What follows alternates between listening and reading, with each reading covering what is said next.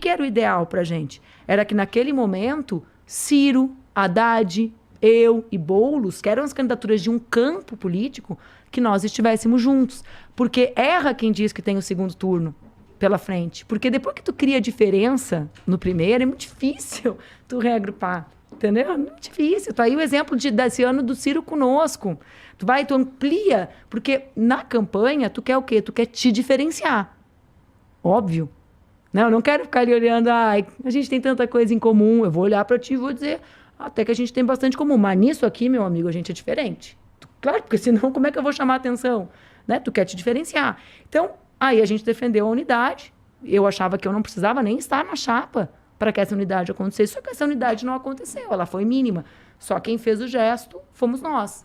Né? Quando eu falo nós, não é plural majestático, eu, né? Nós, é nós, o PCdoB e as pessoas que construíam a nossa candidatura. Mas por que sempre em volta do PT, cara? Isso é uma crítica que eu tenho à esquerda em geral. Que, assim, parece que o PT, e assim, você não é do PT, portanto você não pode falar por eles, mas eu tenho a percepção que, eu não sei, eles tentam o monopólio da esquerda, sabe? E me incomoda o fato de ser sempre em torno do PT quando a gente pensa em uma unidade da esquerda.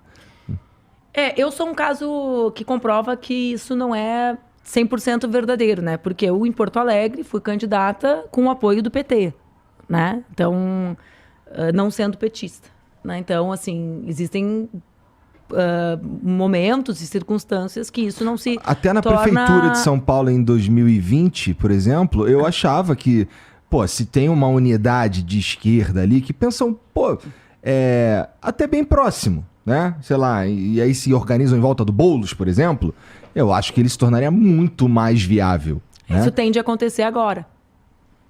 Tende a acontecer agora. Mas eu é não o que confio, tudo não. indica. Eu não duvido que o PT vai colocar um candidato. Em 2018, eles eram o maior partido, né? Eles vinham, o Lula tinha acabado de ser preso. Sim. Eles são objetivamente o maior partido, né? Eu concordo contigo. Tá na hora de passar o bastão, que nem tu falou, pô? Eu concordo contigo e eu acredito que a gente precisa construir alternativas para a esquerda brasileira. Você sabe né? que o Lula vai morrer, né? Porque todo mundo morre. Tu também vai, tu sabia? Exato. E eu também. Todo mundo vai Exatamente, morrer. Claro. E assim, é uma questão de quem é o sucessor do Lula. Mas então, eu acho que a gente precisa ter espaços de construção de, primeiro lugar, de unidade, né? Eu tenho um amigo que ele usa uma expressão muito precisa para mim, para caracterizar a construção partidária da esquerda brasileira. Ele diz, a esquerda brasileira, ela tem uma construção política com fronteiras estabelecidas tipo o continente africano. Né? O continente africano marcado por um processo de colonização, né? Colonização, guerras, disputas das grandes potências, sobretudo europeias. Sim. Ele fala, tem povos irmãos divididos em países distintos e tem povos inimigos no mesmo país, né? Porque, então, as fronteiras da esquerda brasileira, elas são marcadas por um processo longo pela ditadura militar, e eu acho que a gente precisa construir alternativas mais unitárias que consigam dar conta, inclusive, desse desafio da renovação, da reconexão com determinados setores da sociedade, da reflexão sobre a construção de novas formas de luta, né, que existem. Então, vê a questão do tempo, da velocidade. A internet nos impõe uma velocidade, né? Uma velocidade de tomada de decisão, de reflexão. Como é que a gente consegue incorporar isso na dinâmica da luta política, dos partidos políticos, das organizações sociais, garantindo democracia? Garantindo democracia interna, né? Porque não adianta dizer assim, é fácil, eu decido rápido. Não, tá, tudo bem, eu quero saber como é que tu vai envolver todo mundo para decidir na velocidade exigida. Então, a gente tem desafios, que eles são desafios do nosso tempo, mas naquela eleição, objetivamente, tanto que nós fomos ao segundo turno, né? Aquela unidade se mostrou necessária. Se fosse o Lula, ganhava? Acho que sim. Não ganhava, não. Acho que sim. Eu acho que o que elegeu o Bolsonaro não foi o Bolsonaro, foi o sentimento anti-PT.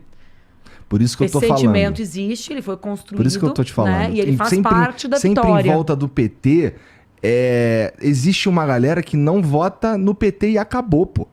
Entendeu? Eu votaria na Manuela, que é do PCdoB. acho que isso eu atribuo a centralidade da vitória do Bolsonaro à capacidade que ele teve de comunicar discursos adequados num ambiente em que ele atuava sozinho, né? Com as pessoas ignorando a relevância daquele ambiente. O que pode parecer para ti que eu estou dizendo um negócio menos grave, mas para mim é mais grave. Porque estar desconectado do que está acontecendo com a sociedade, ou seja, não, a internet não é importante. Ele vai se tornar irrelevante porque o que vale mesmo é a TV. É um tipo de erro. Quem que pensava isso? Cara, porque assim, todo mundo. Isso é maluco. Eu entendo. Cara, eu todas entendo. as direções partidárias. Mas como a minha vida tá aqui na internet há um tempo. Como a minha. Então eu sabia que assim, aquilo ali era muito. Eu via esse. Ó, pra você ter uma ideia. Eu via isso aí, começou a ficar forte mesmo em 2016. Começou a ficar muito forte ali. E eu lembro que já tinha o lance do mito. Eu fiz um vídeo. Eu tinha um canal de games. Eu sei. Eu fazia joguinho. Eu fiz um vídeo nesse meu canal aí, um vlog. Liguei a câmera e fui falar pra dizer, cara, ó, cuidado, o Bolsonaro, porra, mito, novidade, o cara ele é deputado há mó tempão. Então, assim, não é exatamente novidade, entendeu? Então toma cuidado, porque quem não se ilude, não se desilude. Exatamente. E aí boa essa frase. Eu fui nessa. Eu fiz um vídeo falando, ó, não era nem descascando, cara. Era mais, cara, ó, calma, talvez ele não seja isso aí que estão pensando e tal. E então, assim, em 2016, então eu já sentia esse movimento, 2 anos antes, no mínimo, da eleição. Eu sabia que aquilo ali ia acabar dando no que deu, cara.